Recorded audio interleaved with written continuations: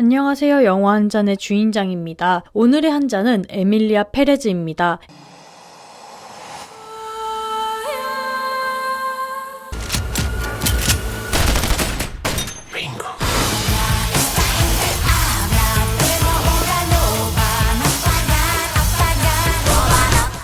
에밀리아 페레즈는 한국에서 개봉하기 전부터 많은 기대를 모은 작품이죠. 우선 97회 아카데미에서 무려 13개 부분 노미네이트가 되고 이관왕을 하였습니다. 77회 칸 영화제에서 심사위원상과 여우주연상으로 이관왕을 하였습니다. 이 밖에도 각종 영화제에서 주제가상, 여우조연상, 외국어 영화상 등등 휩쓴 대단한 작품입니다. 특히 영화의 배경이 되는 멕시코의 사회 문제를 뮤지컬의 형식으로 다루면서 나름 속 시원한 부분도 있었습니다. 가장 좋았던 부분은 아무래도 리타가 부른 엘마리입니다. 이 영화에서 단 한 가지의 최고의 장면을 꼽으라고 하면 저는 주제없이 이 장면을 뽑을 것입니다. 배우들의 연기가 좋았고 엘마리라는 희대의 뮤지컬 넘버도 보았고 사회 문제도 적절히 다룬 것만 같은 영화 에밀리아 페레즈 한 잔 말아보겠습니다. 이 다음부터 에밀리아 페레즈에 관한 스포일러 가득한 리뷰가 있습니다. 아직 영화를 보지 않았거나 볼 예정이신 분들, 스포일러를 피하고 싶은 분은 여기서 영상을 멈추고 영화 관람 후 시청하시길 바랍니다. 그럼 시작하겠습니다.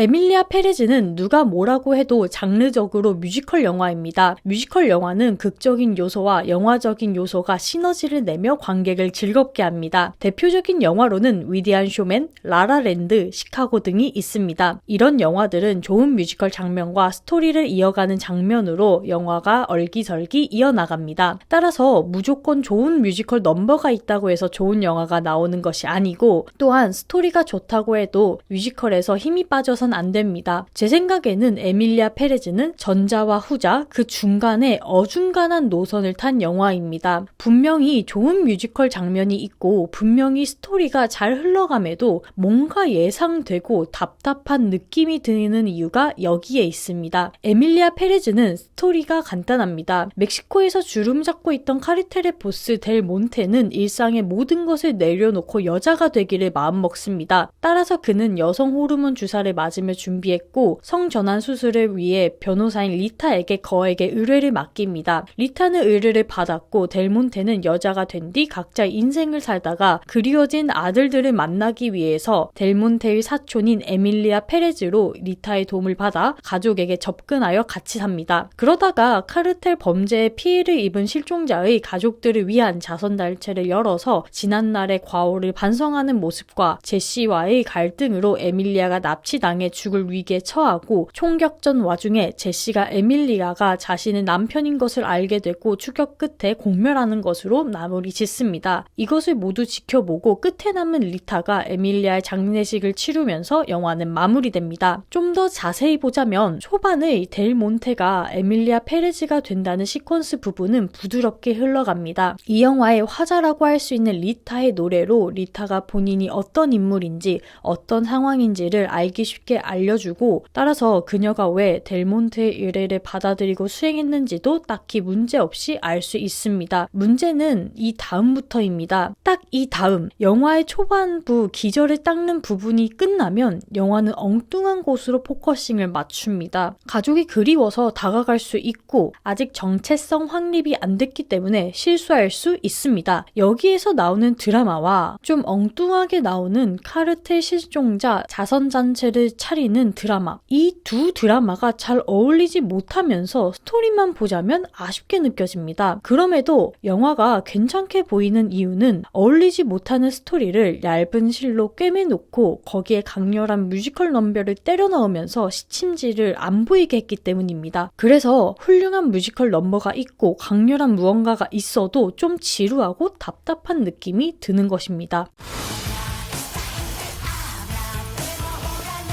앞에서 말한 문제는 후반부로 갈수록 핸들이 고장난 5톤 트럭처럼 달려나갑니다. 저는 영화를 보면서 에밀리아가 납치될 각이 보일 때 납치범이 제발 아내와 내연남만은 아니길 바랐습니다. 만약 그렇게 된다면 에밀리아가 작중에 자선단체를 설립한 이유가 퇴색된다고 봤기 때문입니다. 에밀리아가 다시 멕시코로 돌아와서 펼쳐지는 두 가지의 스토리는 잘 이어지지 않지만 영화가 굳이 멕시코에서 카르텔 피해자의 자선 이런 단체를 끌어온 것은 사회 문제를 다루고 싶어서입니다. 우선 에밀리아 자체가 카르텔의 보스였던 인물으로 그런 생태에 대해서 잘 알고 있을 것이고, 여자가 된 뒤 그의 과오를 청산 혹은 죄책감에 일을 벌였을 것입니다. 실제로 라틴 아메리카의 카르텔 문제는 심각합니다. 정치 상황도 위험하고요. 이것은 영화가 가볍게 다루고 넘어갈 수 있는 허구적인 문제가 아니라 그 사회에 존재하는 심각한 것입니다. 하지만 제가 보기에 에밀리아 페레즈는 이런 문제를 다룸에 있어서 인상적인 뮤지컬 넘버만 남겼을 뿐 섬세하게 연결지어 표현하지 못합니다. 땐 말로 겉핥기를 한 것입니다. 사실 냉철하게 본다면 제가 제일 좋아하는 넘버인 엘 말은 멕시코 사회의 부조리를 잘 드러냈기 때문에 좋아하는 것이 아니라 노래가 나오는 그 상황이 잘 맞고 조 셀데냐가 연기를 잘했으며 색감이 강렬했기 때문입니다. 차라리 카르텔에 의한 실종자의 문제를 잘 나타낸 것은 이후에 나오는 피해자들이 부르는 넘버입니다. 이것조차 피해의 나열로 끝나서 조금 아쉽기는 했습니다. 그래서 이런 사회 문제를 극대화시키기 위해서 영화는 에밀리아의 자선 행위가 거슬린 카르텔이 에밀리아를 납치하는 선택을 할 수도 있습니다. 그렇다면 사실성도 있고 전직 카르텔 보스의 처세술과 협상술, 새로운 정책성의 확립과 각성,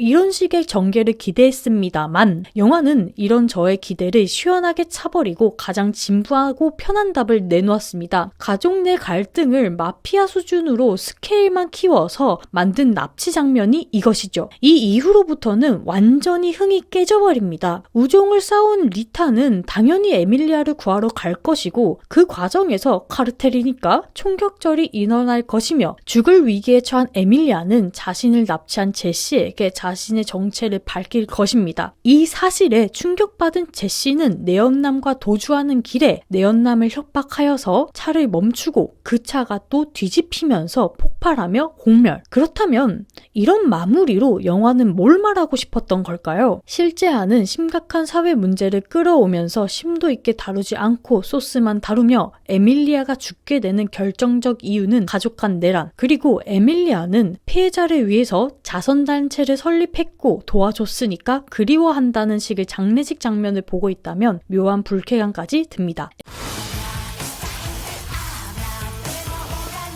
에밀리아 페레즈는 화려한 색감과 훌륭한 뮤지컬 장면, 그리고 이를 뒷받침하는 배우들의 기가 막힌 연기가 뛰어난 작품입니다. 하지만 이에 비해서 전반적으로 느껴지는 루즈함과 답답함, 후반부로 갈수록 여실히 드러나는 심각한 사회 문제를 다루는 옅은 시각과 어울리지 못하는 두 개의 드라마의 질주로 끝내 맞이하는 장례식을 보고 있자면 저 장례식은 다른 의미로 에밀리아 페레즈의 장례식인 것처럼 느꼈습니다. 시작은 창대했고 중간은 아리송했으며 훌륭한 뮤지컬이 없었으면 십친질도 못했을 스토리가 아쉬운 에밀리아 페레즈의 한 줄 평은 엉성한 두 개의 이야기를 노래로 꿰어서 만들어진 빛 좋은 개살구입니다. 잔점수는 10잔 중 7잔 원샷입니다. 여러분의 구독, 좋아요, 댓글은 소중한 채널을 운영하는데 큰 힘이 됩니다. 구독, 좋아요 눌러주시고 댓글로 생각을 알려주세요. 그럼 다음 영상에서 뵙겠습니다. 모두들 안녕!